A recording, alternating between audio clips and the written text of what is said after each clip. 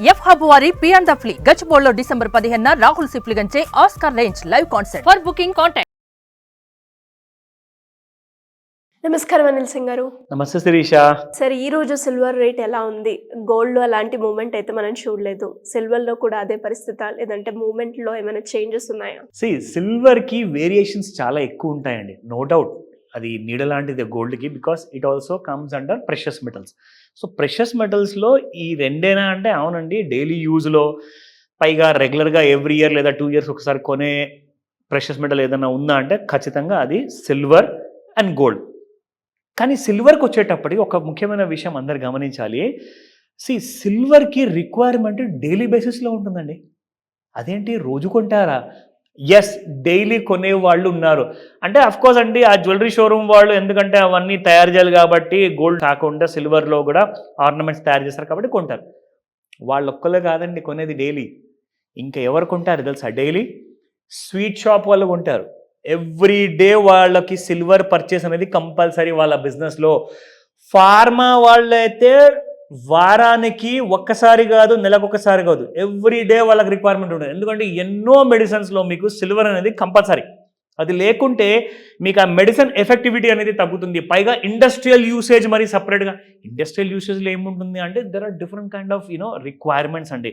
అంటే అది మనం గూగుల్లో సెర్చ్ చేస్తే కనీసం ఒక 1000 లేదా ఒక 5000 రీజన్స్ అన్నా ఇస్తుందండి. అన్ని రీజన్స్ మనం మాట్లాడుకోలేం, it is not necessary. But demand మాత్రం ఎవ్రీ సింగిల్ డే గోల్డ్ కంటే ఎక్కువగా సిల్వర్ మీకు ఎక్కువగా అమ్ముడుపోతుంది క్వాంటిటీస్ విషయంలో. అది ఎలా అంటారా?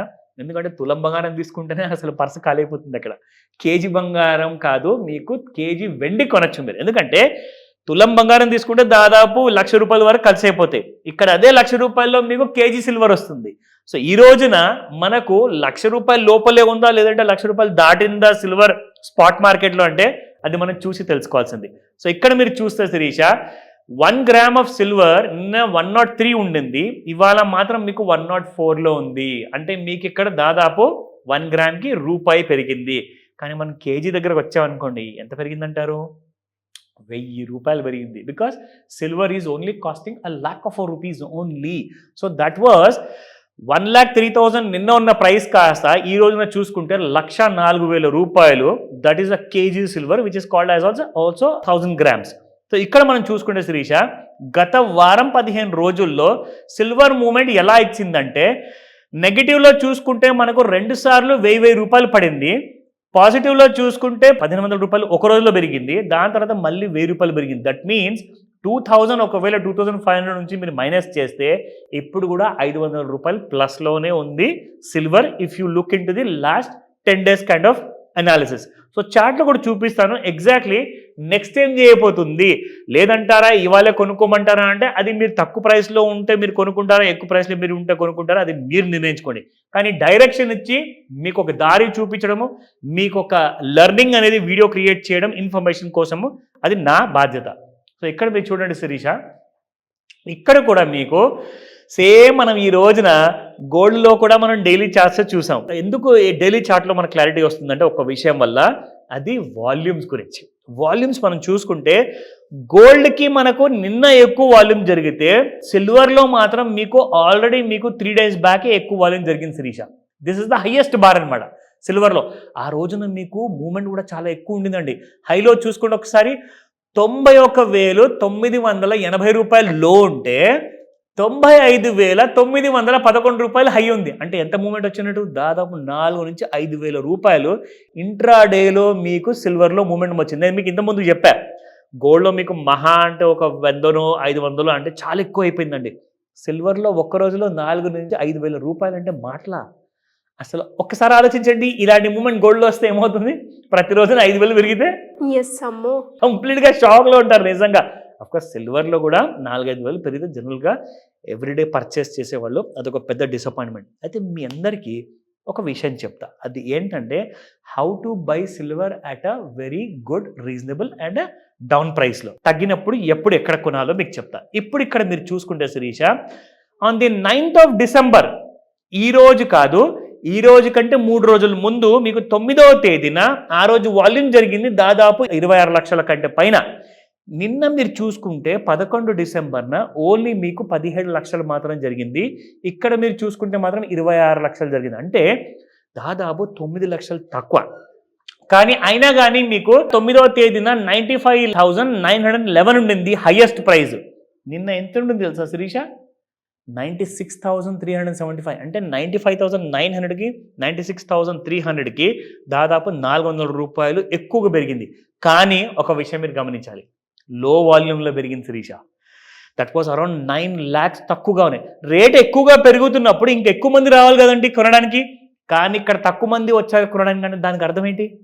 Silver is going to fall because it has gone up on a లో వాల్యూమ్. ఇక్కడ మీరు గుర్తుపెట్టుకోవాలి ఈ మాట.